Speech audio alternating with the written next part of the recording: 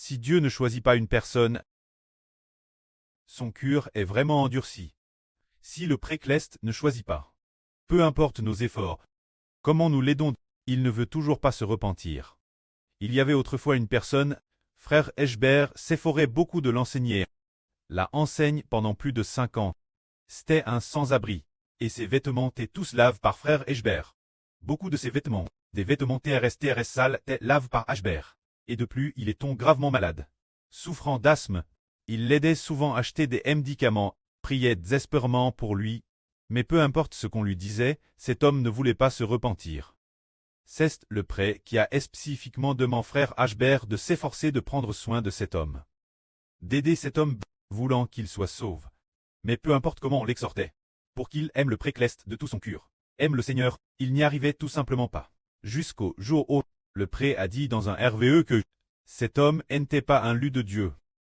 N'était pas héritier de frère Hébert, n'était pas un descendant de frère Eschber. Plus tard, il y eut une autre fois. Le prêtre a de nouveau montré Eschber dans un RVE que cet homme brûlait de l'encens pour les idoles, pour l'amour de 10 yuan.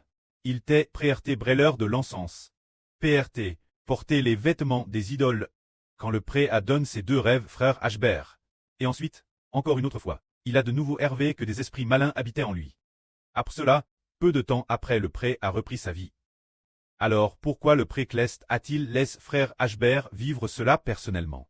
Pour battre cet homme pendant plus de 5 ans. Et y consacrer le plus de temps et énergie. Pour quelle raison Tetz? Le précleste voulait faire comprendre à Eschber que si ce n'est pas une personne choisie par Dieu, on est impuissant. Une personne que le précleste ne choisit pas, peu importe les efforts de frère Eschber, il ne se repentira pas. Il est impossible qu'il se repente. Nous disons que la repentance concerne l'esprit tout entier, appartenant à Dieu et au Seigneur Christ. Cela signifie que si Dieu ne choisit pas, personne n'est sauve.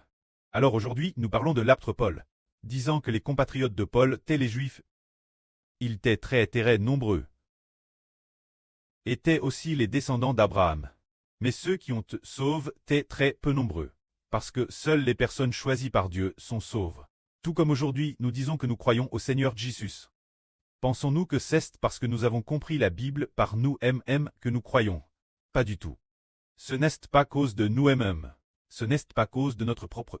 C'est Dieu qui a ouvert nos cœurs, pour nous faire comprendre. Mais si c'est une personne que le précleste ne choisit pas, plus il lit la Bible, moins il est susceptible de vouloir être bâti.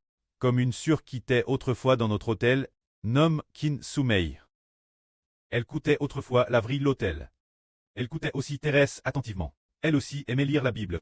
Aimait aussi discuter de la Bible. Mais, comme le prêtre ne l'avait pas choisi. Au moment du baptême, peu importe ce qu'on disait, elle ne voulait pas venir se faire baptiser. Et elle disait qu'il n'y avait pas besoin de se faire baptiser, que le baptême était une affaire de l'Ancien Testament. Que nous, dans le Nouveau Testament, n'avions pas besoin de baptême. Qu'il suffisait de lire la Bible pour que l'homme soit sauve. Qu'il suffisait de lire la Bible avec diligence pour que l'homme devienne saint. Parce que la vraie de la Bible peut influencer les gens et rendre les gens saints. Elle disait qu'elle n'avait pas besoin de se faire baptiser. Mais nous comprenons, personne ne peut devenir saint simplement en lisant beaucoup la Bible.